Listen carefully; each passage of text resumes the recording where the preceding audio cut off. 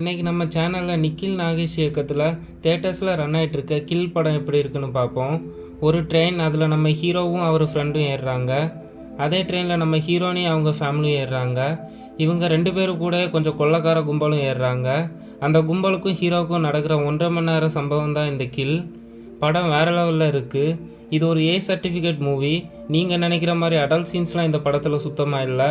ஆனால் ரத்தம் தெரிக்கிற மாதிரி நிறையவே இருக்குது. படம் ஃபுல்லாகவே ஃபைட் தான். நம்ம ஹீரோ ஒரு சோல்ஜர், ஹீரோயினை சந்திக்க தான் அந்த ட்ரெயினில் ஏறுவார். ஆனால் அங்கே நடக்கிற சம்பவமே வேறு. இந்த படத்தோட பெரிய ப்ளஸ்னால் அது background score, cinematography, acting, stunts, camera angle அப்படின்னு சொல்லிகிட்டே போகலாம். முக்கியமாக ஸ்டன்ட்ஸ் தான் தாறுமாறாக இருந்துச்சு. இந்த படத்தில் நான் மைனஸாக பார்த்தது எமோஷன் தான்.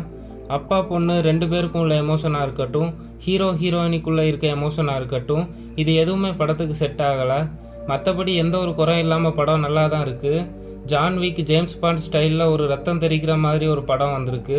ஃபைட்டே விரும்பி பார்க்குற ஆடியன்ஸுக்கு இந்த படம் கண்டிப்பாக செட் ஆகும். தேட்டர்ஸில் இங்கிலீஷ் சப்டைட்டில்ஸோடு இந்த படம் ரன் ஆகிட்டுருக்கு.